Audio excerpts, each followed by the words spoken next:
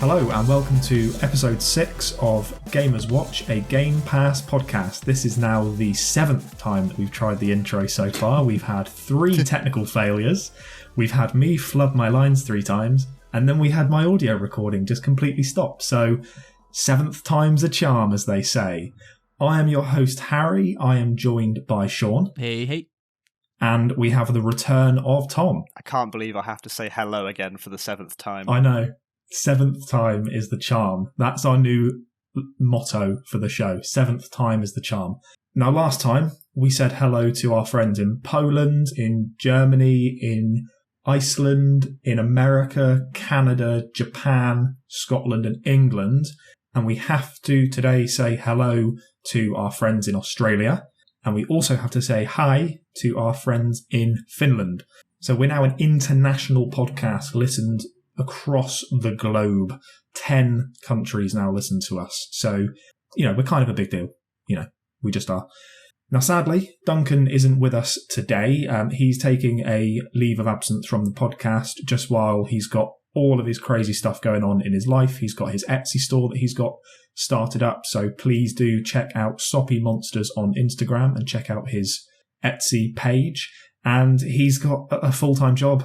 So it's understandable that with everything that he's got going on, he just doesn't have the time at the moment. So we wish Duncan all of the best in all of his endeavours, but he will be back to tell us passed out wanking soon. And we will be waiting with masturbated breath. And that's the second time I've told that pun, and it's not as funny this time, which I'm disappointed about. Doesn't have the same punch. It doesn't, does it? Because you knew it was coming. That's what she said. Now, another person that I want to say hello to is a friend of the podcast, Chicago Tony V. He's in a podcasting network that we've joined on Twitter.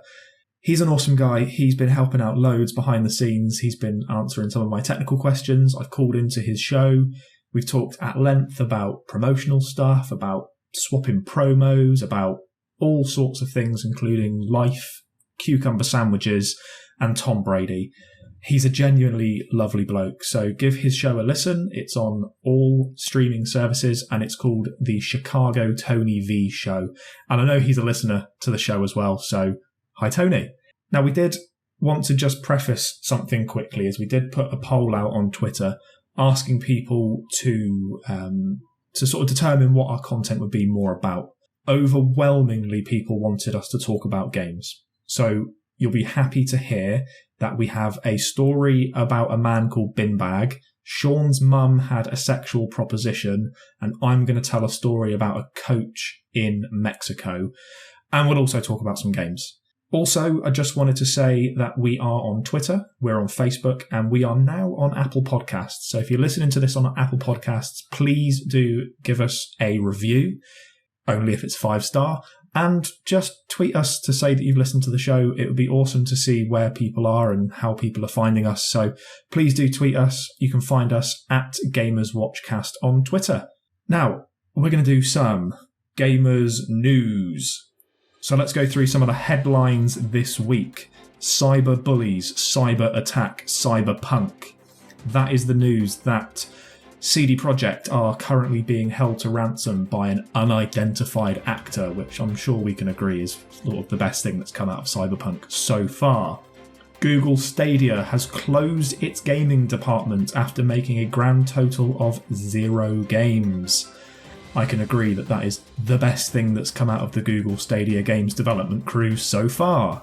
Terraria will no longer be on Stadia. Tom, I don't know if you've heard about this. The creator of Terraria had his Google account blocked for like 6 months, so he's just decided that he's no longer making Terraria for Stadia, which I think is amazing. And the Ori and the Will of the Wisps director has criticised developers for overhyping their games, selling them on lies and deception. Who could that be about, we wonder? And that's all your gaming content for today, so thank you for tuning in. I'm only joking, that's not all the gaming content today. We have got quite a lot of gaming stuff to come up today, actually. I'm going to be talking about Katana Zero. Shaun, you're going to be talking about Fallen Order later on. Tom is going to be discussing Jurassic Park Evolution and Sea of Thieves. We have the return of Game in 60 Seconds. And we're going to be talking about one of my favourite games of the past few years. And it's a game that I normally wouldn't have enjoyed, and that's The Medium. And we've also got even more gaming content because we've been talking to Tom Saller, who is the creator of a fantastic new Xbox exclusive called the Falconeer. So we've got all of that to look forward to. But first, Shaun, you have a story about your mum. Yep. Gather round, it's story time. It's a doozy of a story. A humdinger.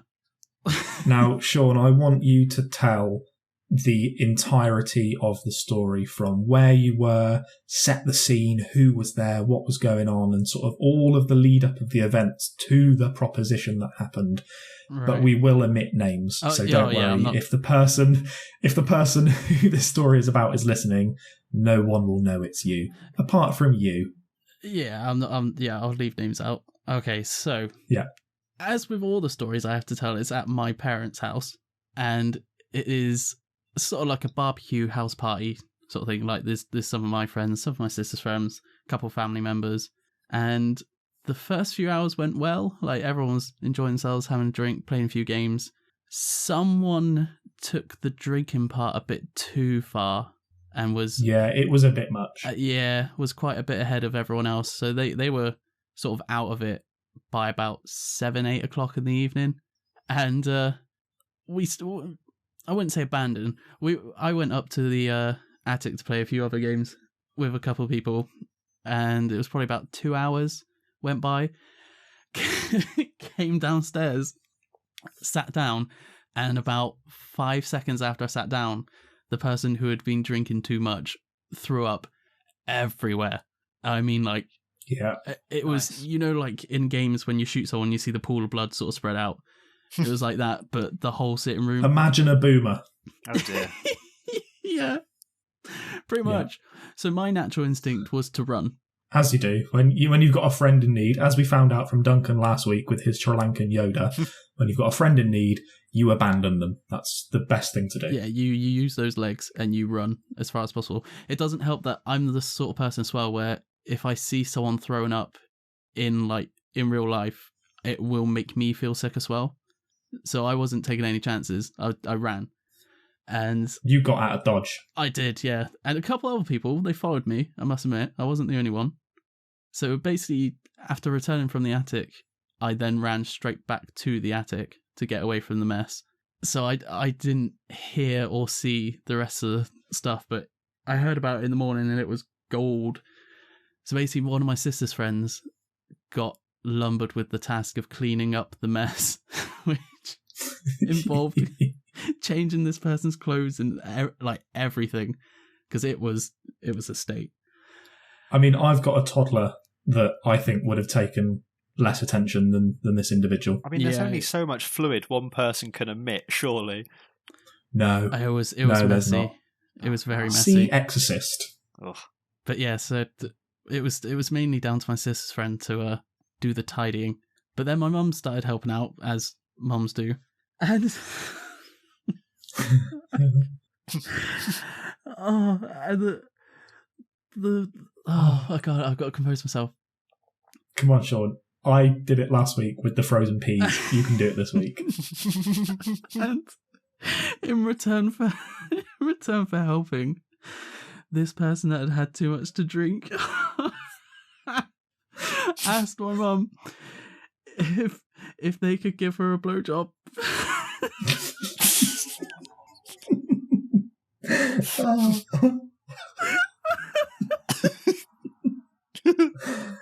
Oh God!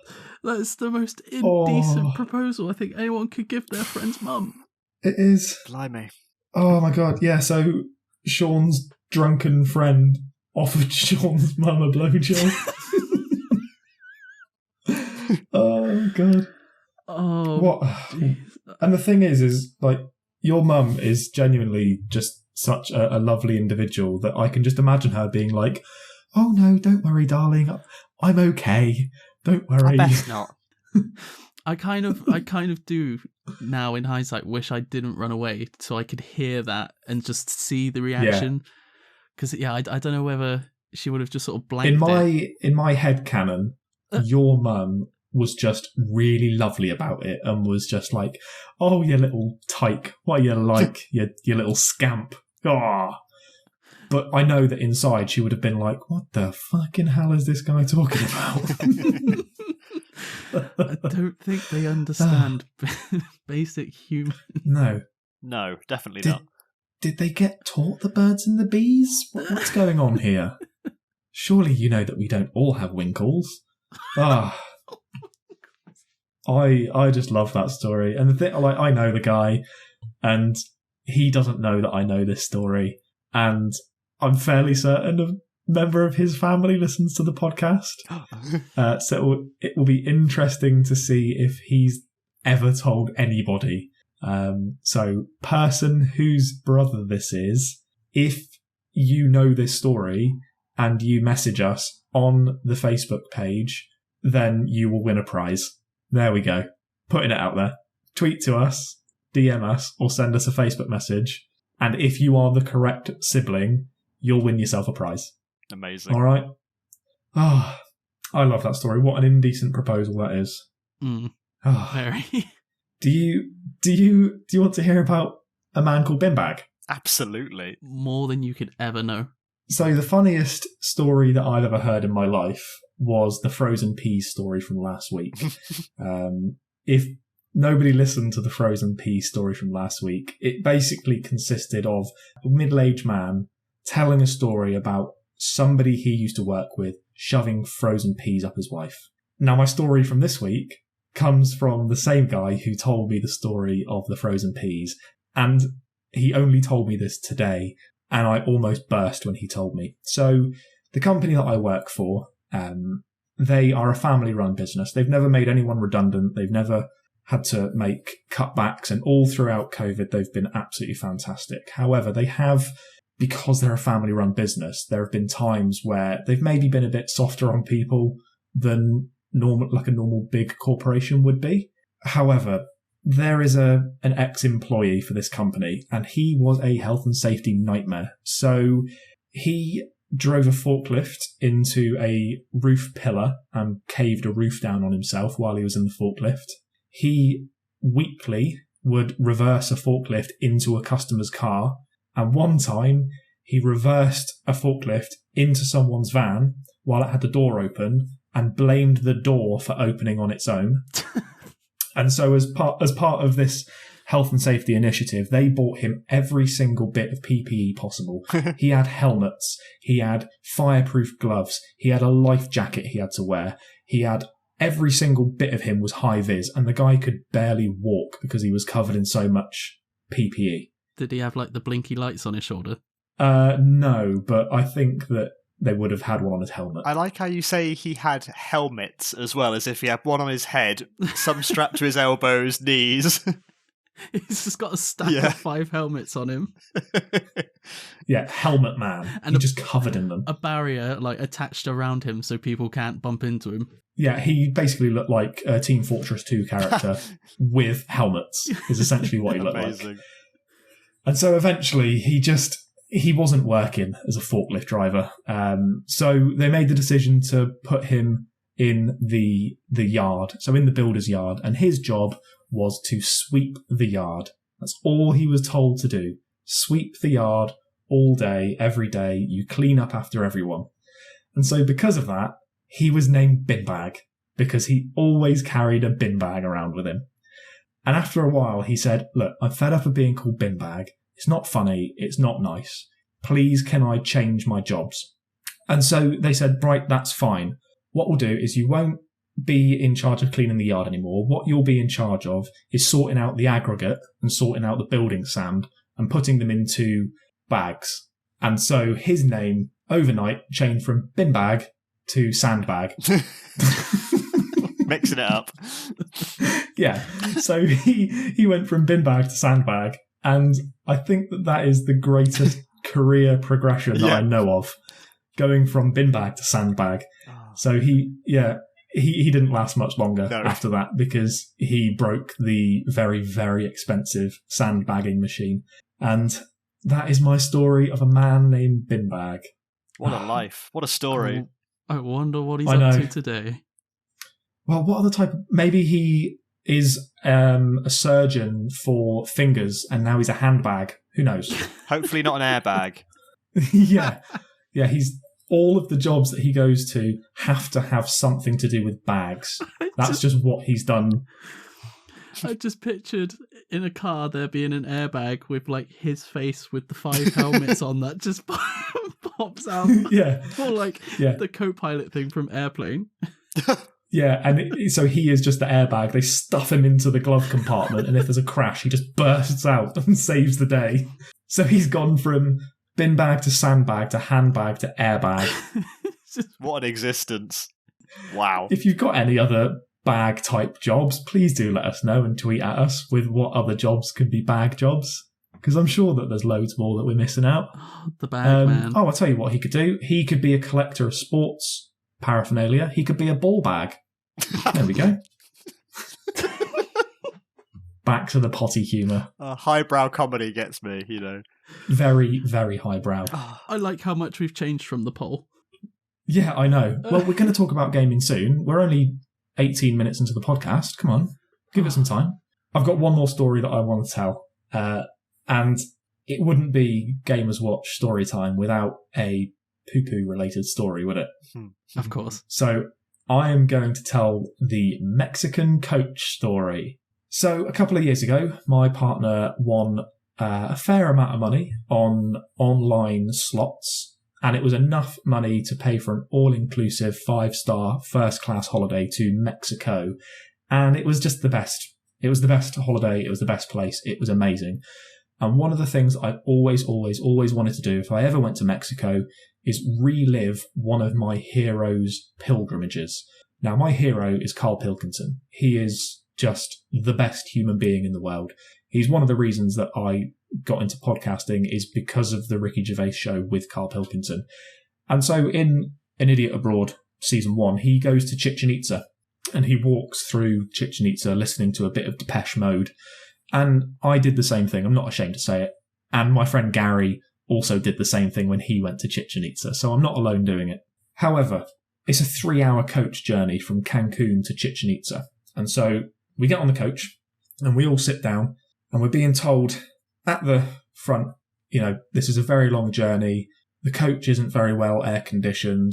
We do have a toilet, but what we would just appreciate is if nobody does use the toilet for number 2s because it doesn't flush and it'll just sit in a septic tank. And then we have to all sit in a hot tin can for 3 hours in a stinky, defecated toilet zone. And so we're all like, yeah, that's fine. Not a problem at all. That's obviously common sense. No word of a lie. As she finishes her sentence to say, right, let's go, the toilet flushed. The toilet flushed, and out from the toilet comes this like 25 stone behemoth of a man. He literally looked like a boomer. And he fucking reeked. He opened that door, and I'm not kidding, the stench of the turd that he had taken. We hadn't even left the hotel. We weren't even on the road yet. And he had stunk out the entire coach. And so we're driving along to Chichen Itza, and he sat next to someone who's really quite young. And I'm thinking, something about that just doesn't quite add up. And me and Shannon were having a few conversations, and then I peeked over at his phone, and this 65-year-old, 25-stone man on a coach of people is just showing this dude, this like 20-year-old kid, pictures of his penis. Just on the coach in front of everyone. Yeah, I know. And so I'm like, what the fucking hell is going on here? And I'm overhearing their conversation, and the old man spoke no Spanish, and the 20-year-old spoke no English. Not a lick of English. So, to put it into perspective, we have a 20-year-old guy on a coach with an old 65-year-old man who's just shit out an entire coach on his way to a guided tour of Chichen Itza with English tour guides. And fair play to the kid, he stayed the entire tour. not understanding a word of it. Just, yeah, okay, I'm here, going to live with it now. And that's my Mexican coach story, is that we all were gassed out by a human boomer who hadn't even left the hotel before he had defecated everywhere. And the poor couple that was sat next to that toilet had to live with that smell for about 6 hours on the coach. It was awful. But then we went back to the hotel and we got absolutely smashed. So that was good. I'm surprised. Did you jump in the pool with clothes to get rid of the smell? Well, I had to wear clothes because on the first day that we got there, me and Shannon started drinking at 10 in the morning and we forgot to put sun lotion on. Oh, no. And we got back into our hotel room at 3 in the morning after we got kicked off the beach because we found a couple from Kansas City who ran into the ocean with us and we got told to go back to our rooms. And Shannon had drunk so much alcohol, and I've cleared it with her, I'm allowed to tell this story, that she sat on the bed, rocking backwards and forwards, chanting, "The devil's drink, the devil's drink," for about an hour. Yeah. Wow. And she didn't drink any more alcohol the entire holiday. Like, she was done in. Start strong. And my back was completely blistered. And I had to wear a shirt for like 4 days. And yeah, it sucked. Nasty business. Yeah, but, you start drinking at 10 in the morning. It's going to happen. What do you expect? Yeah. I know. Best place in the world, Mexico. Absolutely loved it. So I would highly recommend going to Mexico and then being on a coach with a 65-year-old man who defecates in the toilet. So yeah, would recommend. 5 star. 5 stars. Like this podcast that people are definitely going to review because we told you now about 7 times. Shaun. Yes. Shaun. Yes. Have you got your game in 60 seconds? Oh, I do indeed. Ooh. So we're 24 minutes into the recording and we're going to talk about games. I know. That's a record. So Tom, game in 60 seconds is a new segment that we've started. And Shaun is going to tell like a limerick or a rhyme, or it could be a set of clues, or it could be like me last week where I just said, I'm a cumulonimbus and I'm in the place where the Human Rights Convention was invented. And I was obviously Cloud in Genova, so it was Final Fantasy VII. Yeah, I'm with you. Yeah. So it was more of a case of what's Harry thinking. And to be honest, my game in 60 seconds this week is sort of more of the same. So Shaun, do you want to hit us with your game in 60 seconds? Yep. You all ready? Right. So Shaun, yes. Hit me with your best shot. Okay. I'm a right animal when it comes to my favourite Bavarian festival. What? Mm-hmm. I'm a right animal when it comes to my favourite Bavarian festival. Yes. Right. I'm proud of this one. To be fair, I was proud of Ratchet and Clank last time as well, so it doesn't take a lot to make me proud. So repeat that one again. Okay.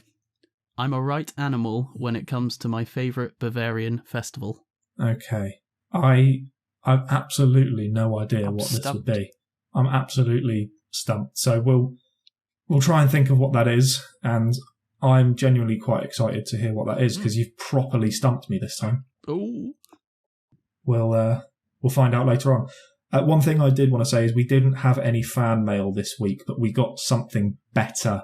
Joe Granell, the absolute legend that he is, made us some merch. Ooh. So he's made myself, Shaun and Duncan a shirt. My shirt says, "Shit friend, great host." Shaun's shirt just says, "Slut, slag, whore," with a picture of a tart on it. And Duncan's shirt is just a picture of Spiritfarer with the big turtle saying, "Have you played Yakuza 0?" So thank you very much, Joe Granell, for the awesome merch. It's not for sale, it's for us, and you get your own fucking merch. Should we talk about games? Yeah, let's do it. Yeah. That was some great promotion. Yeah, get your own merch. Fucking buy it yourself, you prank. We're not fucking giving handouts, apart from the person who will give a handout to later on if he knows the family member who made the indecent proposal. Shaun, do you want to talk about Fallen Order? Yeah, kind of. It's more a thing in Fallen Order that set me off that I wanted to talk about. So did you enjoy Fallen Order? I did, yeah. It was really fun. It was a good game. Yeah. but there was one thing that you didn't like about it. Yeah, well, multiple things wrapped into one thing. Now, I know what that thing is, so Tom, strap yourself in. I'm ready. I don't get angry about many things, but this... Sean, what's the thing that you don't like about Fallen Order? Fucking spider enemies. There we go. That's fair. And not just one. One I can deal with, because I basically, I'm a huge arachnophobe. Like, I can't... He freezes up. Yeah, when I first played Skyrim, I bought it on the PS3. I got to that first part where the spider jumps down, couldn't play it, so I bought it on PC to mod out the spider. That's how bad it is. Wow. But, yeah. Oh, mate. Sean is utterly terrified of spiders. Yeah, but at the same time, I know it's an irrational fear because that's what a phobia is. So I don't get angry if there's like a spider in a game. Sometimes it's there for good reason. Yeah, they fit. However, what happened in Fallen Order? Oh, they had, I think, about 3 types of spiders. And on different worlds. Yeah, so basically like 60% of the enemy types were spiders in the whole game. And that really annoys me.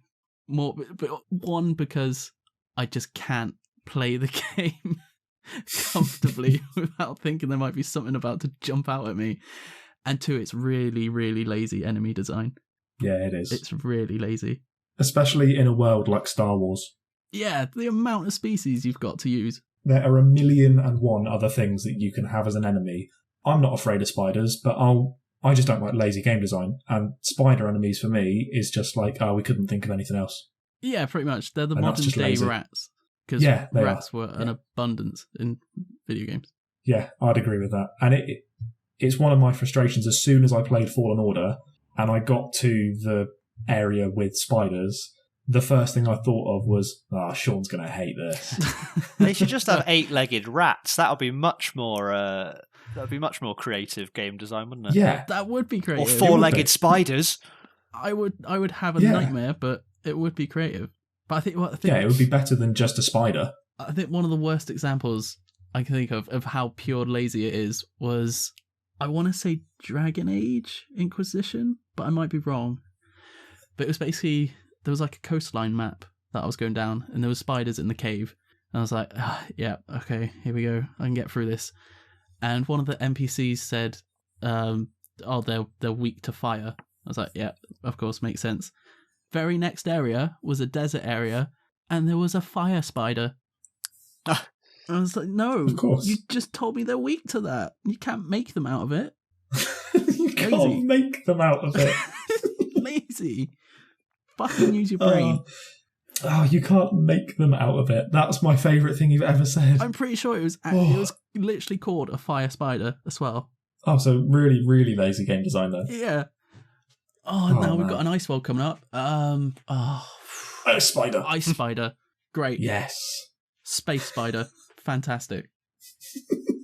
Use your brain. If you can think of anywhere else where spiders can be, do tweet us pictures of spiders. Bin bag spider. Sean can, excellent. So that bin bag spiders, yeah. Spider bag. Oh my god. That actually, it reminds me of a story that I will save for next episode now. That is it spider related? Yes, it starts spider related, and it's basically the story of how I developed my phobia of clowns. What? My phobia of clowns came from a spider related incident. I'm intrigued. Well, I am intrigued. I'm already excited for episode 7. So, guys, that's been it from Gamers Watch Podcast. Tune in next time to find out Spider Clown Story. Oh, man. Spider Clown Story. Spider Clown Story. Sounds like a really cheap Spider-Man version. Spider Clown. That's amazing. Well, something for people to look forward to next week. So I've not been playing Fallen Order. I did play Fallen Order a while ago. It just wasn't really my jam. I got to a bit where there were 2 brothers that you had to fight, and I couldn't beat them, and I just gave up. So, yeah, I stopped playing it thereafter, which is a shame because I love Star Wars content. However, I've been playing probably my favourite platformer for a long time, Katana Zero. What a game. Have either of you heard or played Katana Zero at all? I've seen clips of it from you saying that you've been playing it, but I haven't actually tried it myself just yet. so great. But I haven't sort of delved into it myself. So you're essentially a superhuman ninja that you have to go through levels. You get one shot and you're dead, and then you start the level again. Oh, wow. And you have to learn the routines of the enemies in each level. It's only probably about 4 hours long. You could do it in one sit through, and there's multiple endings to the game. And it's got a genuinely compelling and interesting story intertwined into the gameplay. Really, really good art design, and the soundtrack is fucking phenomenal. It's up there with Donut County soundtrack for me. It is so good. And the game sort of works with the music, so the enemies will turn at certain beats, and you can slash and sort of like get a grip to where the enemies will be and what they'll be doing. And it's sort of a puzzle game as well, because you get one-shotted, so you have to work the most the most efficient way through the level, but also while being undetected, or it might be that on a certain level you're not allowed to kill anyone. It's just a really interesting story. I played it actually more for the story more than the gameplay. It just happens to be some of the tidiest and most pinpoint precise platforming that I've ever played in my life. And I'm like, I know it's not Game Pass or Play, but it is going onto the wall, and it is the best game I've played on Game Pass up until I played a game last week. That's how good Katana Zero is. And I'm absolutely buzzing to play another game that I'm hoping will be the winner of our poll, that's of a similar vein. But if you have Game Pass, if you have an Xbox, you have to play Katana Zero. It is one of the best games on the system, hands down, and I love it. So I'm giving it 7 ninjas out of 7. Wow. That's a lot of ninjas. That's how good it was. It gets 7 ninjas. Yep. Yeah. It gets all the shurikens, it gets all the katanas, it gets all the shinobis. I'll say like 5 out of 5 ninja throwing stars. Exactly. It gets a star for every point on the Ninja Death Star. Nice. So that's how good it is. So yeah, play it. And if you don't want to play it, just listen to the soundtrack, because it is phenomenal. It is such a good game. So look what we do when we talk about games. We get proper into it, don't we? Oh. Well, it's like you've played quite a few, and it's made me go out and instantly buy that game. Honestly, I've never played so many games in my life. Yeah. And also, something I'm really, really proud of is that Xbox tracks your achievements and your gamer score. And last month, me and Shaun got more gamer points than all of my other friends on my friends list. And that has never, ever happened before. I know. I never normally get achievements in games. Keep it up. I know. So I got like 2,500 gamer score last month, which is the most I've ever got. Humble brag. So, yeah, I just absolutely love Katana Zero. I thought it was great. I've written it down. It's on the list. It's so good. Now, Tom, you very, very, very often play Microsoft and Game Pass's sort of big IP. You play Sea of Thieves. I may dabble in the Sea of Thieves. Now, Tom, I'm going to ask you a question. Do you know a pirate's favourite letter? Now I'm going to spoil your fun here, because you'd Okay. usually go R, and then you'd go Nar, 'tis the sea. Yes, that is correct. You can't teach an old pirate. No, wait, you can't teach a new pirate. You can't teach me new a pirate salty jokes. dog new tricks. It's You a good can't joke. teach a salty though. dog new jokes. There we go. I like that one. So how has season 1 been? Oh man, it's so good. I mean, it is the game that keeps on giving. A lot of it's still free content. As you know, they do free monthly updates, and now when they've moved into season 1, there's kind of like a paid version called the Plunder Pass, but everything is kind of available to everyone, more or less. I'll sort of take you through the sort of new features that it has. I think the website. Now, the last time that I played Sea of Thieves was after the Megalodon, so I've missed quite a lot. Oh wow, yeah, that's I've kept up with it. Yeah, I've kept up with it, and I know the updates. I know it's had the Kraken. I know it's had quite a lot of updates since. There's so There's someone like fresh and new coming into it, like give the PowerPoint presentation, the big punches. Here we go. Right, click the fingers. As the website describes, it's join your fellow pirates over the next few weeks to tackle trials, deeds, find lost shipments from the Merchant Alliance, embark upon new events, and claim dozens of rewards. Now, the new sort of one of my favourite things about this is the Merchant Alliance quests, where it's kind of just doing boring fetch quests. You take items from one outpost, deliver them to someone else. It kind of gets a bit stale after a while, so they've put a new set of quest lines into this emissary. You now get given a voyage by the Merchant Alliance of a shipment, and basically the shipment goes missing along the designated route. You have to find where this ship has sunk, and you then get to have all of its contents. You recover it and you sell it, and you make loads and loads of doubloons and money. So you sort of have the map. You start off with your clue, and you go, right, okay, it's gone. Say if it's done like a curve up the map north. You follow it for a bit, and you might come across bits of broken ship and some little notes in the water. You fish it up.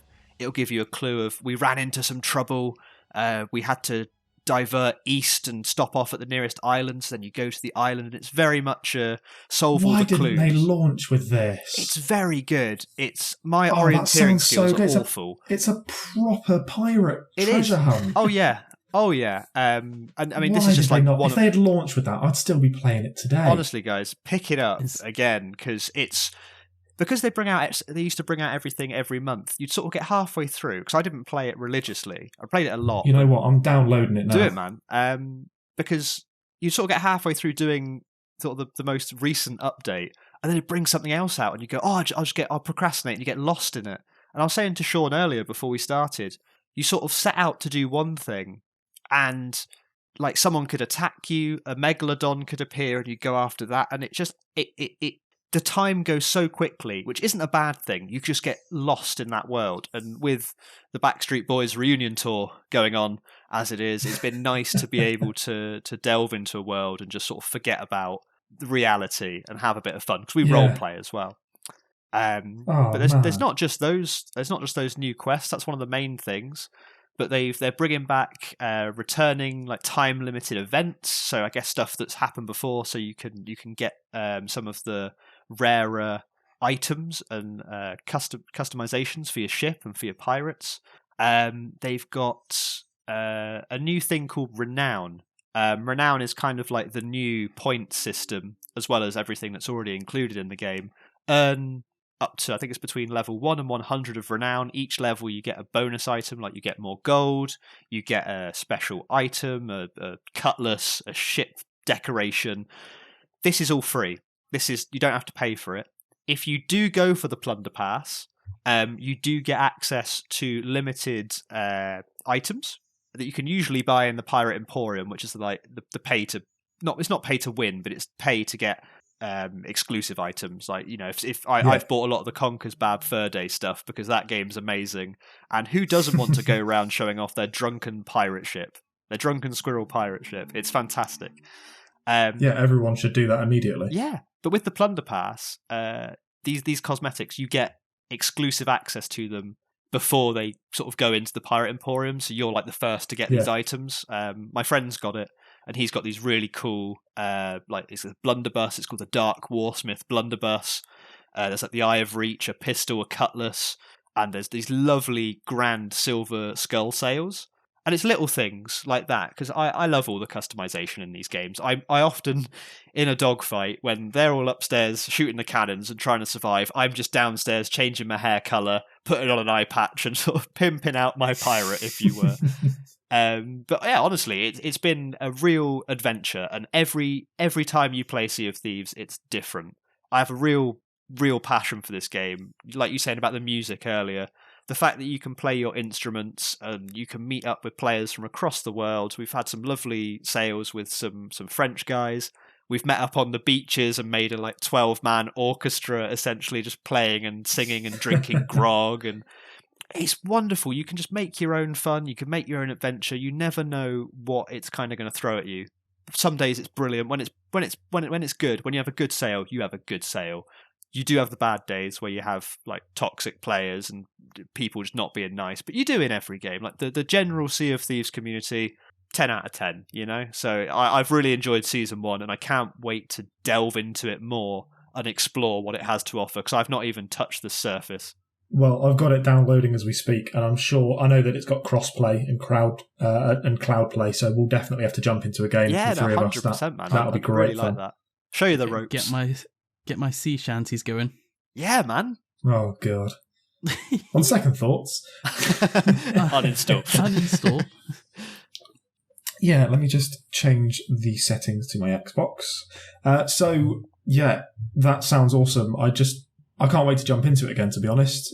Game Pass, for me, has just highlighted just how many games there are that I want to start playing again. And Sea of Thieves has been one that I've been sort of like on the fence about. But now that I've sort of got a clearer idea of like Season 1 content, yeah, I might have to jump back into that. It's a good time to get back in. I don't think I mentioned how much the Plunder Pass was. I think it's about £8. So it's not too much either. No, it's like for I think I don't know how long a season's going to be. I imagine there'll be 4 of them a year, just as those are the seasons. But who knows? And yeah, it's you do get a hell of a lot with that pass as well. If you like your changing up your look every time you sail, it's definitely worth it. Definitely worth it. Well, let's jump back into it, and hopefully next time you're on, we can talk about a shared adventure we have. That'll be great fun. Indeed. Now, Shaun, do you want to tell us your game in 60 seconds again? Yeah. Let me 2 seconds. We go. Okay. Okay. So it is. I'm a right animal when it comes to my favourite Bavarian festival. Now, the Bavarian festival, is it Oktoberfest? It is indeed. Okay, so what game is there that has the word October in it? Oh, I don't know. I can't think of one. Not my one. Wait, what? Well, what's it got to do with Oktoberfest? It's got something to do with Oktoberfest. Because I was thinking like a drunken bear, and that's the. Is it Conker's Bad Fur Day? No. Oh, I mean, Conker is a squirrel. Oh yeah. I genuinely have no idea. I'm the right animal. Is it a Game Pass game? Oh, that I'm not too sure about, actually. I will double check quickly. I have absolutely no idea. So I'm a right animal when it comes to my favourite Bavarian festival. If anybody has got this, they are a genius, because I have absolutely no idea what it is. I don't know. I don't know. Shaun, you're going to have to tell us, man. Okay, you ready? Yep. Yeah. Wolfenstein. Oh my god. Oh, of course it is. That is so good. That's, yeah. And that is so much better than mine. I kind of want to just set mine on fire and throw it into the ether. And there is a Wolfenstein game on Game Pass. It's Youngblood, yeah, which I haven't played. Youngblood. Yeah, Youngblood literally dropped 2 days ago onto Game Pass. But yeah, I've been playing number 2 because I bought it in a sale years ago and have only just got around to playing it. So that's what I thought of that. There we go. Do you want to hear mine? It's so bad. I do. You're going to guess it straight away. You're going to guess it straight away. Right. That shoe's not very bright. Have you got it? No, not yet. I'm just at the. What? That shoe isn't very bright. I mean, immediately it's because I've started playing through it. Have you got it, Tom? I've got it. I mean, it's such a shit one. Tom, tell him what it is. Well, it's Dark Souls, isn't it? Yeah, it is. It's Dark Souls. Oh, fucking hell. Yeah. That shoe's not very bright. Wow. That shows my level of humour is terrible as well, because I just instantly was like, okay, yeah, Dark Souls, cool. But I enjoyed that. I love the cheese. Yeah. Like, I'm so disappointed in myself at that one. Don't be, man. I mean, you've got mine to listen to, yeah. That took me ages to come up with as well. Okay, now I'm disappointed. The thing is I reverse engineered it, so I knew that Dark Souls was the game that I wanted to do, but only knew that it was the game I wanted to do because I came up with a clue. I was like thinking like, what sort of clue could I do? And then when I said that clue, I was like, that's sort of like Dark Souls. So I didn't actually have the name of the game until after I came up with the clue, and that's why it's so shit. Wow. Ah, I'm so disappointed in myself. Man. You know what? Let's just move on. Let's move on to something better. Because we've got a good question that we put out to the community the other day, and we got some fantastic answers back. And it was, what are some of the games that started you off as a gamer? My game that got me into gaming was Croc on the PS1. Oh, amazing. It's not very good. Croc. It isn't very good. It doesn't hold up very well. No. It looks like dog shit. The only reason that Croc got me into gaming was because there was a hotel in Falmouth called the Royal Duchy that we used to go to all the time. Oh, we used to go there. Yeah, man. Yeah. Loved the Royal Duchy. And in their games room, they had a PS1. They had Croc, didn't they? And they had Croc. And it was the only game that I knew how to play. Yep. So that was the first game that properly got me into gaming. And then when we came back, we had a PS1 because my mum played Croc for a little bit and enjoyed it. So she bought a PS1 and she played Metal Gear Solid so much that she would walk around Barnstable town centre knocking on walls to see if they were hollow to see if she could blow them up. Yeah. So for me, Croc on the PS1 got me into gaming, and then it was Pokemon Blue on the Game Boy. Yeah. For obvious reasons, because I'm the same. I have Pokemon tattoos all over my legs, so obviously I quite like Pokemon. Shaun, what was your game that got you into gaming? Mine was Crash Bandicoot. This is the reason I love that marsupial. But it was of course it was. Yeah, it was my uncle who lives in Bognor Regis who I actually played the PS1 for the first time there, and it was Crash Bandicoot that I played, and I loved it. But I also, at the same time, played my cousin's copy of Resident Evil, which scared the shit out of me. So it could have gone either way. I could have fallen in love with games on that weekend, or stayed away from them for life. Luckily, it went the good way. Aren't you glad that you played Crash Bandicoot? Yes, I'm so glad, and it's still the best game series in the world. Tom, what was your game that got you into gaming? Now I'm not sure if this was the first, but I remember my N64 being my, like, when I had that at school, people would come round after school and we played Mario 64 and Lilac Wars, or Star Fox, I think it's known in America. But classic games, loved those. But I also had a Mega Drive that didn't have any sound. And oh, really? And and I used to play the Sonic the Hedgehog games, is classic. And if you guys played Comic Zone. No. It was like you were in a comic book and you jump from like page to page and through the different panels, and you'd like punch through the walls and it would be like paper and fold away. It's kind of like Paper Mario and Street Fighter had a baby. It's very good. Like I've got an emulator of it actually, and because I've still got the game. I've never ever heard of that. Comic Zone, brilliant game. Love it. Really hard, but love it. Well, if there's any of the developers of Comic Zone listening to the podcast, be sure to tweet us, Gamers Watchcast. I'm really pumping that Twitter today. Now, I have to mention a few of the comments because I saw one comment and it's from long-time listener, long-time commenter, Paddy Turpin, who's also my tattoo artist, who said that the Game Boy was the first time really that he got into gaming. He had a yellow Game Boy Pocket and played Super Mario Land so much. And after he got Pokemon Blue, he was inseparable. And here's the best bit, to the point that his mum had to ration AA batteries. Oh my God. Wow. Yeah. Like some sort of shady drug deal. She was like, yeah, just take two. It's fine. No, I need a fix. I mean, to be honest, like did you guys like stay up and you'd be like under your sheets with your torch or whatever? Because you couldn't see the Game Boy screen, so you had your little torch on, and you'd like play it at night, and then you'd hear your mum come in, you'd be like, oh, quick, you turn it all off, put the lights out or under your pillow, so that they didn't know you were carrying 100%. On gaming.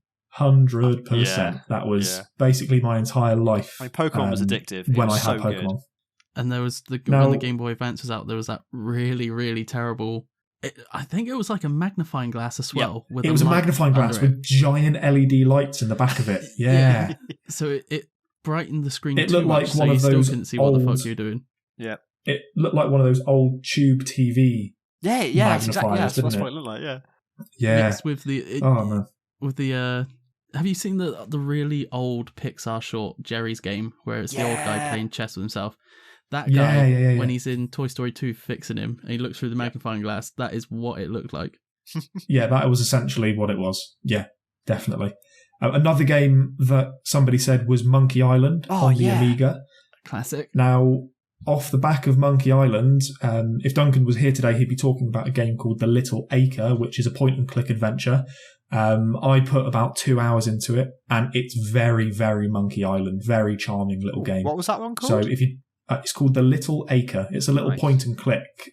It's about Irish folk tales, and it's a really whimsical world that it sets out. So lovely little point-and-click game that was. We've got Teenage Mutant Ninja Turtles on the NES. Yeah. We have got Sonic the Hedgehog on Sega Mega Drive. Woo. Double Dragon, Shinobi, Enduro Racer on the Sega Master System. Oh, wow. Yeah, man. We've also, long-time listener again, Gary, who is a friend of the podcast, who nearly died when someone smashed him in the head with a rock. He remembers those bloody PS1 demos he used to get from magazines. I used to play a game called Cooler World so much that I could do the first mission with my eyes closed. I don't know if you ever played Cooler World, but you were essentially a beach ball on a floating 3D map, and you'd have to collect a load of coins and get to the end of the level. It was great fun, but it was only on a demo disc, so I could only play the first 4 missions. I remember there was 2 games I used to have demo discs of, and I can't find them for the life of me anymore. I vividly remember them. There was the first one, you were this kid who I think had pink hair and was wearing like a leaf skirt. Tomby, yeah. Is it Tomby? You used to bounce on pigs or something. Yeah, that's Tomby. Yeah, Tomby. That's got one of the best soundtracks to a game ever. And it's also one of the rarest games that you can find. And friend of the podcast, Gary, has a PS1 disc boxed version with the manual copy of Tomby. It's in his collection. So do I. Oh, you bastard. But yeah, and the second one was a side-scrolling platformer where you played as this, I think it was like I don't know what it was supposed to be. It was like humanoid, but it had really long, flappy ears. And the main thing I remember is at the end of the level, there's this like boss person, I think, who's made of like stars. He's got like a big cloak, and then inside the cloak it's nothing but stars. And I used to play that one non-stop. I'm going to try and find it now while we're I used to play the Pepsi Man game quite a lot. I had a demo disc of that, and you were literally just a giant Pepsi advert running away from giant cans of Pepsi. Yeah. Wow. That was a fantastic, nightmares about fantastic game. Yeah, it wasn't very good, funnily enough. Did it get Wasn't canned? great. Whoa. Mate, the puns today are just thick and fast.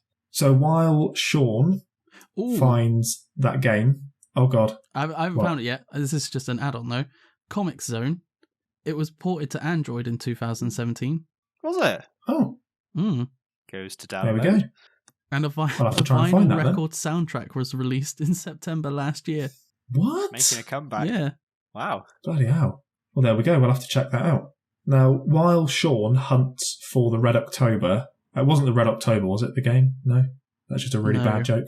While Shaun tries to find the game with the man with the stars in the cloak and you're a humanoid with the flappy ears, Tom, hello. Do you want to give us your game in 60 seconds? Oh, go on then. I've laid out, much like Sea of Thieves, I've laid out some clues for you to follow. And they're terrible. Okay, don't say the name of the game to start with. That would be a no. That would be wrong. But here we go. The game I'm thinking of is Out of This World. In my opinion, it can't be beaten. It's filled with fun and very sweet. As a kid, I played it for hours on end. Got it. Yeah. Yeah. Go on then. I've got it. Yep. Okay, you ready? Yeah. Shaun? 3, 2, 1. Yakuza 0. Fuck's sake, Harry. Yeah, Viva Pinata. Absolutely. It's my favourite Xbox game of all time. It's still incredible. Want a third one. Yeah. It needs to happen. Imagine how good it would look on the Series S and Series X as well. It's got like I love like building games, and it's kind of got like the Jurassic Park Operation Genesis with Pokemon and sweets. So there's just, if you don't love this game, then what's wrong with you? Yeah, personally, I think it looks stunning still to this day. It really holds up, and I've actually downloaded it for my Xbox, and I'm going to start playing it again soon. I did exactly the same thing today. When you said come up with a game in the 60-second part, I went Viva Pinata 100%. Oh, I might as well just order it as well. So I'm waiting for a disc copy to arrive now. Yeah. Oh also, man, that was such a good one. Can we have some Viva Pinata crossover stuff with Sea of Thieves? Since it is both rare. That would be so good. Imagine if your boat was a giant pinata. Well, you can get the skins for it. They have got Viva Pinata skins, yeah. How did I not know this? Yeah, it's like stuff you have to pay for, but it's like I did the Conker's Bad Fur Day stuff, and I was torn. I didn't know whether to go Banjo-Kazooie, Conker's Bad Fur Day, or Viva Pinata. And the Viva Pinata ship, it's so bright and garish. I was like, that's me, I need that. But the Conker one just pipped it to the post. Wow. I need to play Sea of Thieves. That's just another reason to play Sea of Thieves. Absolutely. I think. Now, Shaun, should we move on to Game Pass or Play? Because I cannot wait to talk about this game that we're going to talk about. It's a historic moment in Game Pass or Play. It is. However, Shaun, what? I've got an important announcement to make, because before we move on to Game Pass or Play, we do have a word from our sponsor. Now, last week, you'll know that we were sponsored by the Michael Jackson School for the Mute. It's a non-profit organisation that teaches children not to speak to the press. Unfortunately, they thought we were taking the piss out of them, so they've dropped us as a sponsor. We had a complaint. They've made it very clear that they no longer want to be associated with the Gamers Watch podcast, a Game Pass podcast. So it's meant that I've had to go out and find a new sponsor, and you'll be happy to know that I found one, guys. Right. I found a new sponsor. So before we do move on to the next segment, I just want to take a moment to talk about our sponsor this week, which is the Michael Barrymore Pool Party Planning Committee.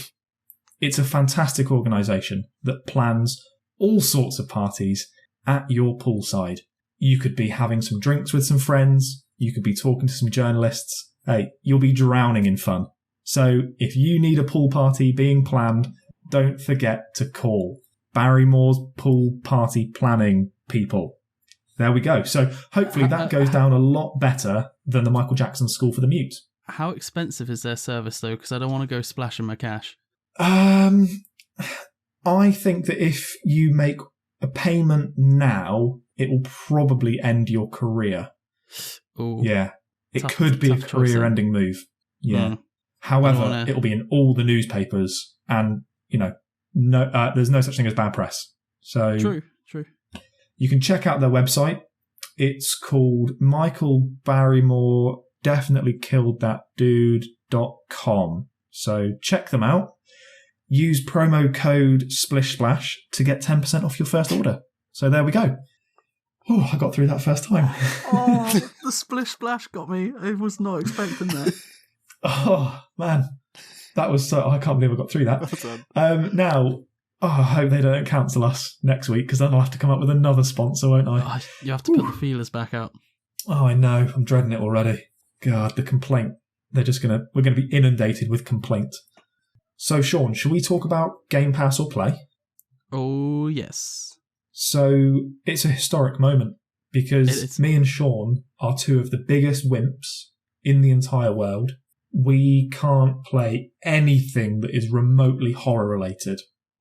However, I've fallen in love with the medium. Yep. I absolutely love it. I messaged you 20 minutes after I turned it on, didn't I, Shaun? Saying, fucking hate this game. It's got fixed cameras and the character walks around really slowly and, I'm just going to hate it. And, it's just the worst. And I finished it 2 days ago and, oh my God, I just love everything about this game. The world, the soundtrack, the characters, the story, the protagonists, the antagonists, the twists. Oh my God, it's so good. And I never thought I'd say that about a horror game. It does what I think is basically what will make me like a horror game, is it doesn't rely on cheap jump scares. Nice. No, it has one jump scare at the start of the game, and it's so perfectly placed. Of a jump scare. And it's so perfectly placed because then the rest of the game you're waiting for that jump scare. Always and you on don't know edge. if it's going to come. But there's never a second jump scare. So you spend the rest of the game sort of anticipating that jump again. And that is just the best game design. It's so basically, good. Without like spoiling how the jump scare happens, it's one of those moments in like a game. It is now looking back at it, but I was not expecting it because I was just starting to like relax into the game, and then it got me. That's where they get you. But it's one of those moments where, you know, like in sort of adventure games where you have to inspect an item and look around it. It's one of those moments where like the camera zooms in, sort of thing. And after that jump scare, for the rest of the game, whenever I had to pick up an item or zoom into something to look, I literally put the controller in front of my face and got Lucia to tell me, like, no, you've got to look up a bit, left. Okay, press the item. I'll have to give this a go, gents. I'm very intrigued by this one. I love horror. So good. I love horror. The general story of the game is that you play as someone called Marianne, who is a medium. So she can go into the other world, but it does it really interestingly in that it renders two worlds at the same time. Now, a lot has been said about the fact that it's got frame rate performance issues or that it's only 900p. Look, it doesn't matter. I will take a 900p, 30 frames per second game, simultaneously rendering two worlds at the same time with an amazing story, and that split screen mechanic works so well. I will take that any day over shiny, flashy stuff. Absolutely. Any day.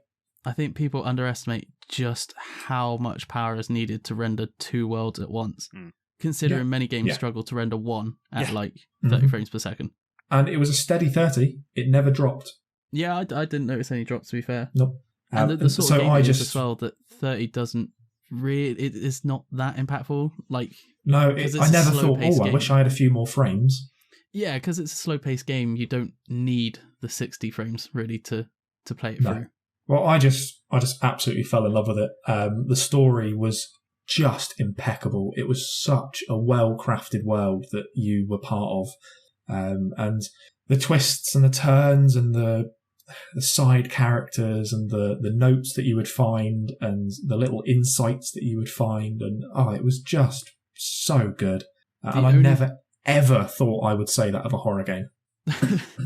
The only thing I do wish they'd done more, though, was explore the like dual world mechanics more. So there's a moment in a game where you unlock the ability to switch between both worlds, and that through mirrors, and it kind of takes away the whole point of controlling both worlds at once. Yeah.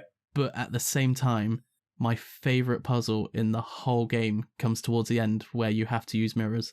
And I know the puzzle that you mean. Yeah. Yeah. That was my favourite part. That was my favourite part of the entire game.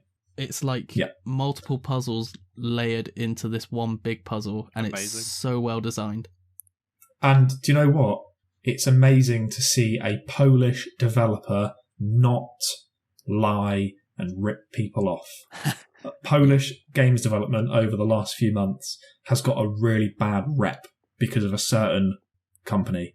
And to see this game, the people that made this game are so passionate about it, to see it doing well, it's already recouped all of its costs. It's only now making money. It's doing nothing but make money from now on.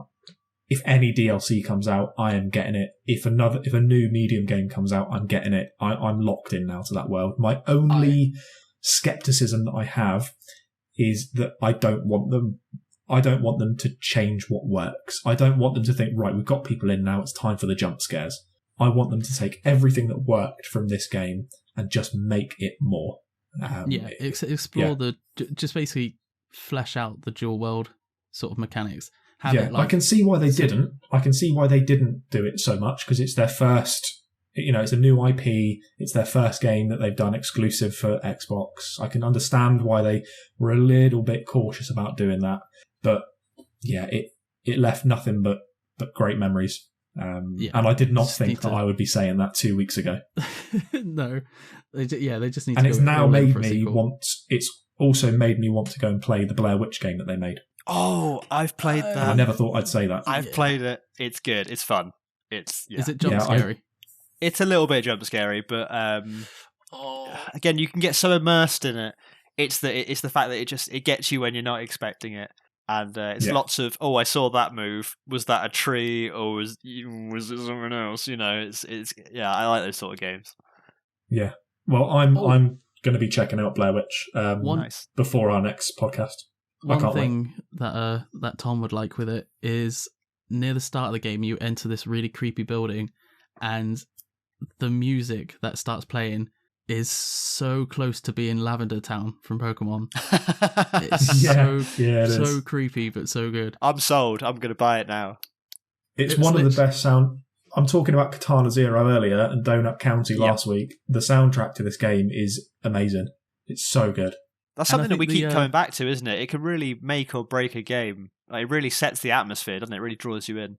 100%. Especially with horrors, and like thrillers. But I think with the fixed camera as well, I think actually was the right choice in the end, because some of the like scenes it sets when you're walking through the forest and it like slowly pans up. Yeah, and it's like you said with the other game where something will just twitch in like the corner of the camera. Mm-hmm. And you'll be like, fuck. Is it kind of like, the original Resident Evil games? Because they were all like sort of fixed of camera angles, weren't they? But so it's a fixed camera, but it moves dynamically with you. Okay. Yeah, in some scenes. Okay. So there'll be like when you're walking through the forest, instead of going off screen and then it just moves up a bit, it will like slowly sweep along with you, like through the forest. But some of the like shots it sets up with the camera placement are so good, and again, just help build the atmosphere even more. And also, I've never been one for screenshotting games, but I've been screenshotting the shit out of this game. It looks so good. We screenshotted the exact same moment in the exact same cutscene. Perfect. I know. It's so. There's the other game that we've been playing this week that we'll talk about later on is also another game that I can't stop screenshotting.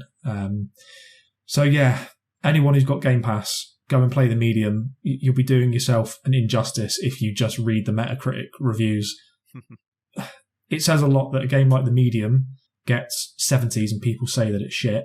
And then you've got Call of Duties coming out every year that are exactly the same, that get high 90s. Yeah. Let's not forget that Cyberpunk on PC got a 95. So just bear that in mind. All right. Now, I'll say it's another win for Game Pass. It is another win for Game Pass. Especially with the news that they recouped all the costs and that in the first day.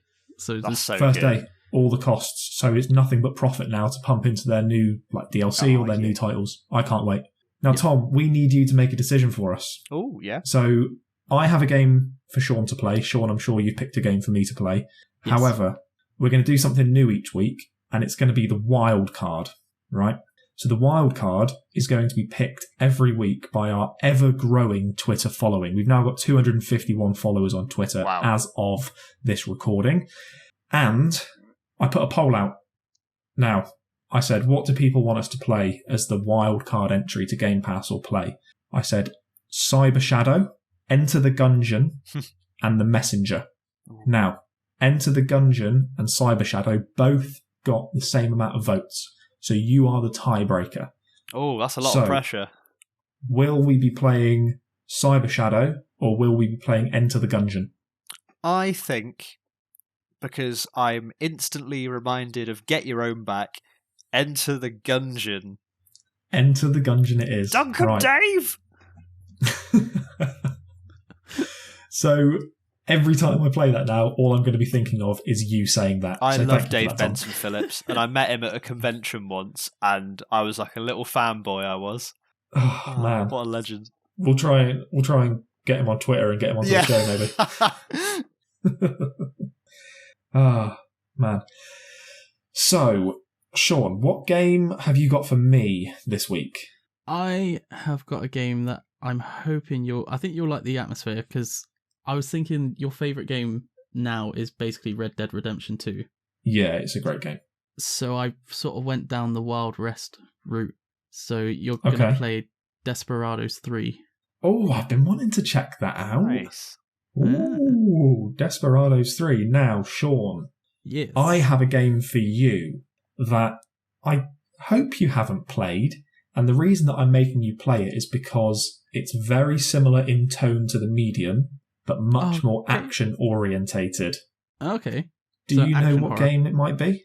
I don't know. There's a few action horrors. I know the old Resident Evils with actiony. I want you to play Hellblade: Senua's Sacrifice, please. Oh, okay. Oh, yeah. However, Shaun, I've got to please remember headphones. You have to play it with headphones, and also remember that it is as close to Sunset Overdrive as a game has come for me in the last 10 years. Oh, wow. I know you're hyping of it. Also, just shout out again to another podcast, throw something at me. They replied on Facebook to say, is Sunset Overdrive actually any good or is it a joke? Play Sunset Overdrive, it's so much fun. It is really good, despite it's so much fun. Joking about it being god tier. It's got its issues. It's not really my favourite game of all time, but it's the most fun I've had in a game in a long time. And it was my favourite game of the last generation. However, it's very, very, very closely followed by Hellblade: Senua's Sacrifice. And they've also released some screenshots of Senua's return, Senua 2, that came out today, and they look incredible. So on the back of that, yeah, you're playing Hellblade, mate. Sweet. I'm going to look forward to this one. I'm excited by these ones. I look forward to seeing your updates. I love Hellblade, so there's no pressure whatsoever. I think it's better than Spiritfarer. And ever since I got Game Pass, it's been on my Play Later playlist thing that you have on it. I've been getting around to playing all the games that I've bought before in my back catalogue, and then going through Game Pass games I want to play. So now, there is another game. There's another game that's coming out in a couple of days on Game Pass, and Tom, I know that you play it. I do. And it's Jurassic Park Evolution. I have jumped. Me and Harriet have been on Striblob. We were playing and streaming Jurassic Park, the game, the Telltale one that they kind of took off everywhere when Telltale went under. It's kind of like it's so hard to get a physical copy, so I just got a CD key and used it on Steam. But yeah, we got so jumped into your Jurassic Park stream, and it was so much fun. We've since given up because the game just broke, and it was kind of unplayable. And when that all went a bit tits up, we decided, you know what? Let's go play Jurassic Park Evolution, and it's a cracking game. I love a good old building sim. It's kind of the opposite of Viva Pinata, because I suppose in Viva Pinata you make animals to get eaten, and in this one you make animals that are capable of eating people. So it's kind of a nice bit of a change up from that. I've gone back and I've actually bought a lot of the DLC for it as well. Now there was a game, and I think it was called Impossible Creatures for the PC, where you could splice the DNA of two different animals together. So you could have like a shark rhino, which I guess would be a Sharkino, or you get the picture. And it was kind of like you'd make these sort of bioweapons, and you'd fight other people who are trying to do the same thing. And the Secrets of Dr. Wu DLC for Evolution is very much like that, where you can make an Ankylosaurus cross with a Brachiosaurus. So it's just a Brachiosaurus with a massive Ankylosaurus's head at the top, and it's ridiculous, but it's real good fun. And that sounds awesome. Yeah, you can do what you want with these games. You can play it like really. I play it quite anally, and I have to have everything. All the paths have to be straight, and they all have to connect properly, and it all has to be like parallel. And I have to have a nice design park. Or you can play it like you cage all the people, and the dinosaurs roam around on the paths, and it's like, oh, it's a human zoo, lovely. And you can just demolish everything and watch everyone get eaten by an Indominus Rex. It's wonderful. Who doesn't like dinosaurs? It's got all the sort of joys of the films, with I guess the perils of the films. Like, did you like? That is 100% what I would do. Yeah. I would just box everyone in and let T-Rexes eat them. It's so much fun, and there's so much. Again, I go back to customization. Like in Sea of Thieves, there's so much that comes with all the like splicing DNA and whatnot. You unlock different bits of research, so you can change the color of your dinosaurs. You can modify their genomes so they can, like the Indominus Rex can turn invisible. You can add that to different dinosaurs, add different DNAs from like sharks, make them more aggressive, and it's so ridiculous and wacky and wild. It's so much fun that I couldn't not pick it up again. I think I pumped about 50 hours in this week again. Wow! I just sit on there and go, I've got this idea. I want to go here and go to this dig site, and there's so much information. I'd never realized how much text was in it, and you can really get to know all the characters, get to know a lot about dinosaurs. There's a lot of learning, and there's a lot of work that's gone into this game and this universe that they've created. So yeah, it gets my vote. And you say it's coming to Game Pass soon, is it? It's coming to Game Pass on the 11th of February. So this episode will have launched by the time the game is out. Fantastic. So go play it. By the time this comes out on the 13th, I will already have been playing it for 2 days. Magic.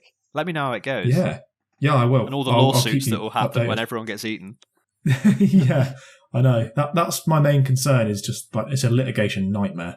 Yeah, I mean, to be honest, and also getting eaten. Just close the gates. I mean, if no one can get off the island and tell the story, then no one has to know. Exactly. Right? Well, I'm excited. I think Game Pass has really sort of hit it out of the park with the last launch of a couple of games that have come out. It sounds like there's some real bangers on there. Like from everything that you guys have played, it's made me want to go, have I been doing the wrong thing by going with, can I say the word Sony on this channel? Yeah, you're allowed, don't worry. Okay, we won't bleep you out this time. I had Ratchet and Clank as my game in 60 seconds last episode, so I think we're fine.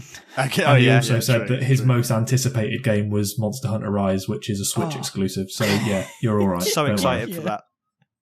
I can't wait. So excited. I went back to another game I went back to was Monster Hunter Generations Ultimate. And again, that's like 90 hours this week. I don't know where I found all this time. Also, Monster Hunter World is on Game Pass as well. So another banger there. Yeah. Well done. Like, yeah. What a list of games. They've got some absolute crackers on there.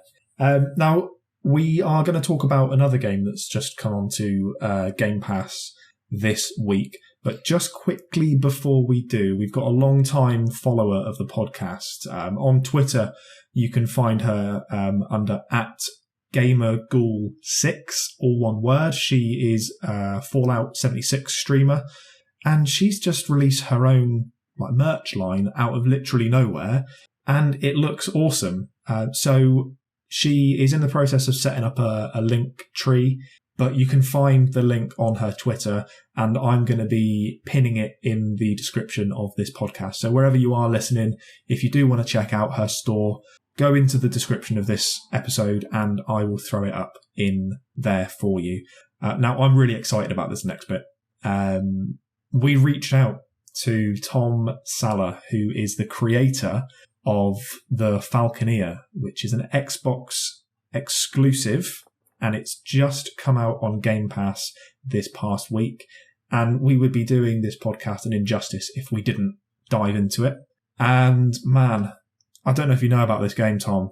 It is so much fun. I've seen little bits that you've sort of everything that you've sent me, and it looks beautiful. Now, one thing that I just want to bear in mind, I hate when people just go off Metacritic scores. You cannot compare games through Metacritic. But here's the thing, right? Tom was the only guy that made this game.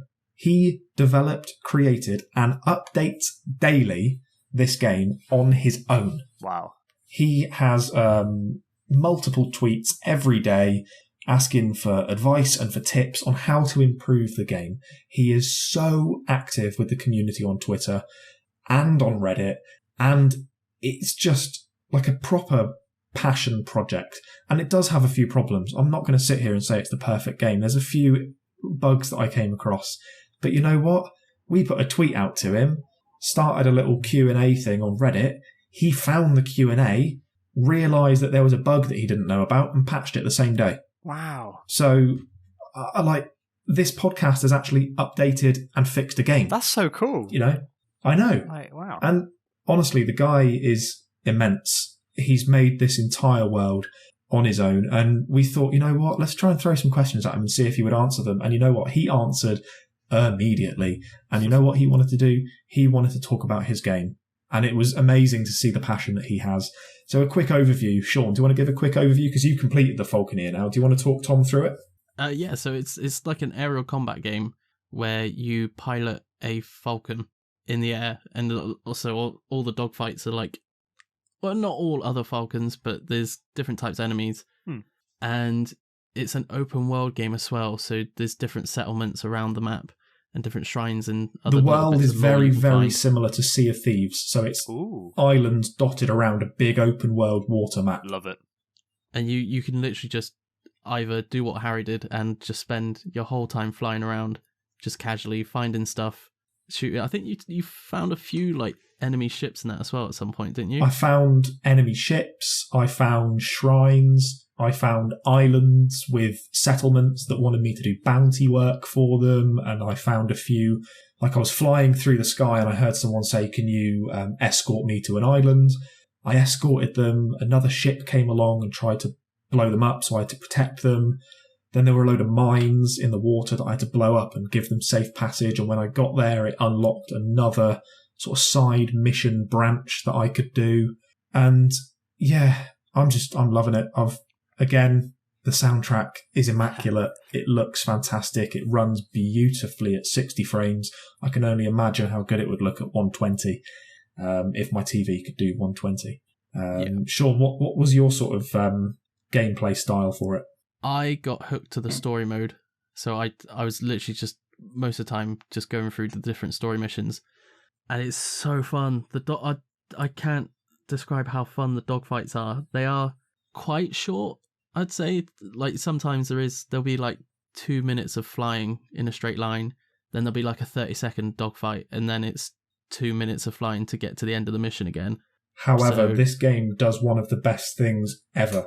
It lets you fast skip travelling back to the base. So you could fly at ages away to an island, defeat the enemies in the area, and then instead of it just making you fly back, because the reason it's making you fly to places, it tells the story as you're flying. Yeah.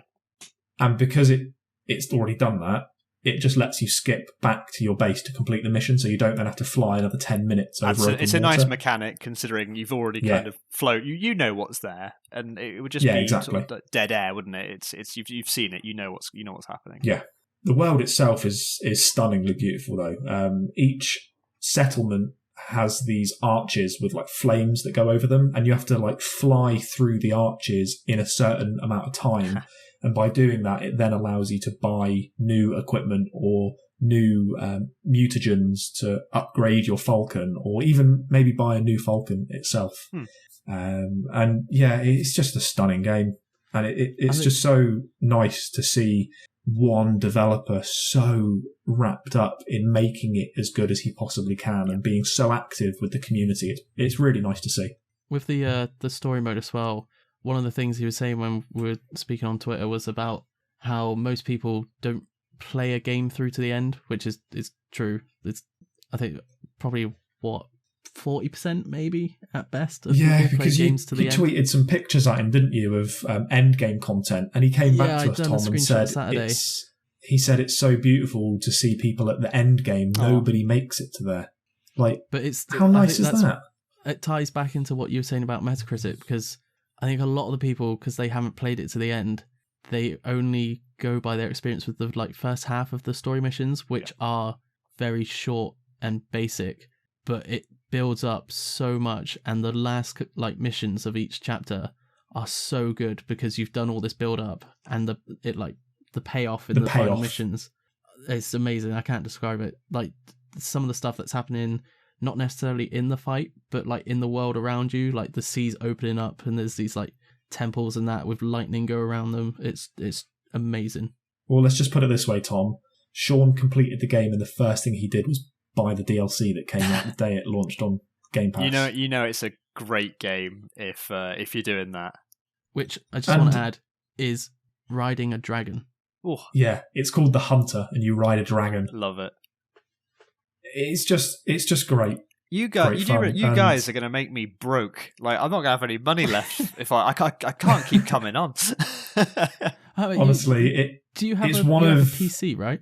Yeah. There's Game Pass on PC. Well, Don't I look silly? Yeah, there's Game Pass on PC and there's loads of games launching on there. It's mostly the same games, but there's like the odd couple that are either only on PC or only on Xbox. But Falconeer's both, and also a lot of the games allow you to play via the cloud, so you can download the Xbox app and you can stream games from your Game Pass directly onto your phone and play with a Bluetooth controller. Say no more. So you can play Monster Hunter World through the cloud on your phone. Don't. How good is that? Don't. Got chills. I know, mate. But we reached out to Tom. We've been in quite good contact with him actually over the last week or so, sort of tweeting back and forth and getting his sort of feedback on things and react. He retweeted a few of our screenshots, and so we asked him a few questions. The first question we got was from Joe, Retro Joe Granel, and he said how much inspiration came from the Panzer Dragoon series of games.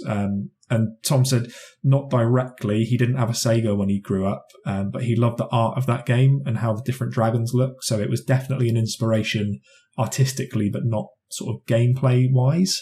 And then he answered question 2 and 3 in one.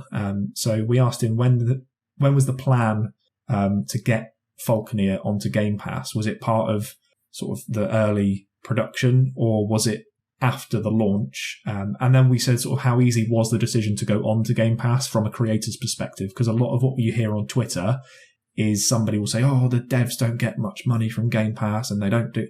Clearly, a lot of devs want to be on Game Pass. And so we asked Tom, and he was really candid. He said the game launched as a separate title for the X and the S with a retail day one physical edition, so that was his main focus. However, he's super excited to be on Game Pass. Game Pass is an amazing service. It allows the audience to try out games without having to cross the hurdle of a purchase. For games that are a bit different with mechanics that might be new to somebody or might not be something they normally play, it takes a lot of that pressure off of the buyer. So he said it was a completely easy decision to put it onto Game Pass. If the Medium or the Falconeer weren't on Game Pass, Shaun, would you have played either of them? No, I never would. Well, definitely not the Medium because it's a horror game. No, I never would have played the Medium. Falconeer either. Not because I didn't like the look of it, but more because I would have been a lot more conscious about spending my money. Yeah. Whereas with Game Pass, it's a service where if you don't like a game, you uninstall it and try something else. Yeah. I've been playing Nier Automata the last few days. Amazing. I would never have bought that. I've played the Falconeer. Amazing. I never would have bought that. However, off the back of it, Shaun's bought the DLC. The Medium. If they brought DLC out for it tomorrow, I would be buying it. There's so many great games that are on Game Pass. So it was really nice to see. Game Pass solves a lot of problems that gamers have been... I want to say moaning, but they're valid complaints. So people saying that demos are dying out. You don't need a demo. You can just download the full game and try it. Download the game, and if you don't like it, you can download it on your phone while you're at work to be ready for you when you come home. And if you don't like it, you uninstall it. Yeah, and the other one was loads of people say about the a game's worth should be $1 an hour sort of thing. Oh, I hate that. That goes completely out the window with Game Pass because you can play literally a 6-hour game that is stunning from start to finish, and you've got your money's worth because it's on Game Pass. So you don't have to worry about... I would never have bought Donut County, and it's one of the most fun games I've played in years. Yep. Yeah. And the whole $1 an hour entertainment value goes straight out the window because it doesn't fucking matter. Nope. Not when you've got GTA 5 that said this week they sold 150 million copies of the game and it's made more money than any other entertainment media of all time. It's made more money than any other media ever. So they can shove that $1 an hour up their arse. Ow. So asked them a few other questions. In terms of the development of the game, did any challenges arrive having to make a game run for both the Series X and the Series S? Because, again, console wars are a thing, and you see a lot of people that play PlayStation say, oh, well, Sony are having to make games just for the PS5, but the Series S is underpowered and underperformed. So we asked the question, and he said both the X and the S are fantastically engineered devices, and he says he's got a particular fondness for the S, He said it's a great package for the cost. So there we go. Just to put it into perspective, a Series S is only £49 more expensive than an Xbox One X. And so that's a next-gen console that you could get with Game Pass with a library of 200 games for £49 more than an Xbox One X. So he said it was great. He'd say this generation makes things easier by virtue of the increased hardware specs. You can do a lot more things and run it a lot more smoother. So it's been a joy developing for the consoles. I did say with such a beautifully crafted world and a story that made, have you got any future plans outside of DLC to expand on the world and the lore of the Falconeer? Now, Shaun, you were super excited by this answer, weren't you? Oh, yes. So he said, certainly, areas I'd like to go into in the future include more expanded pirate and criminal experience with your own player town and missions. After that, there are places outside of the map that he'd love to explore. If people want to keep up to date with any of that, follow him on Twitter. He is constantly updating people with what his future plans are. He's really open about what he wants to do with the game. And all that made me think of is that you could have your own island with its own territory, and you could have like swarms of Falconeers protecting your territory, and you could have like battles to try and win land off of other people. So yeah, that sounds awesome to me. I think the thing I'm most excited about from that answer, now that I've finished the game, because we've done the Q&A thing while I was still like playing through the story, is the bits outside the map, because some of the lore that you get when you find like shrines in that, I could see basically being able to be its own separate like either spin-off or sequel game. So I'd be really intrigued to see if that comes to fruition. Yeah, definitely. And we asked him one last question. He said, are there any hidden Easter eggs that people should try and look for in your game? He said, this can be a tiny spoiler, but at the end of one of the chapters, you get to do something quite big, and it might be fun to return to the scene of the crime one day. So for anyone who has played and completed the Falconeer and can remember at the end of a chapter something big happening, it might be fun to return one day. So thank you, Tom, for your time, for your generosity, and for your game. It's beautiful, and we're really enjoying it. So thank you very much. And I think that's as good as time as ever to call a wrap on today's podcast. What do you think, guys? Sounds good to me. That's like covered a lot again. Yeah, we've been chatting away. And it's quite nice because I've been worrying the entire podcast, like, oh, my microphone's going to cut out any minute. But we've managed to make it. We've made it. Seventh time is the charm. New catchphrase. Tom, it's been a pleasure to have you on again. It's been always lovely coming back. I've missed it. It's great. Well, we'll get you on again soon. Me and Shaun are going to be carrying on with the podcast. We're going to try and get other shows involved. I know that I'm hopping in to Throw Something at Me's episode shortly. I'm not going to say what the show is because I don't want to spoil anything for them, but it's, I'm excited about that. So I'm sure that we'll get some more people on, but we'd love to have you back. Thank you for everybody for listening. I've been Harry. You've been listening to Shaun and Tom. Please do give us a follow on Twitter. We are at GamersWatchCast. You can find us on Facebook at Gamers Watch Podcast. And you can find us on Spotify, on Apple Podcasts, on Podchaser. You can find us on every single podcasting network that there is. So thank you for listening, and we'll see you soon. Bye. Cheerio. Bye.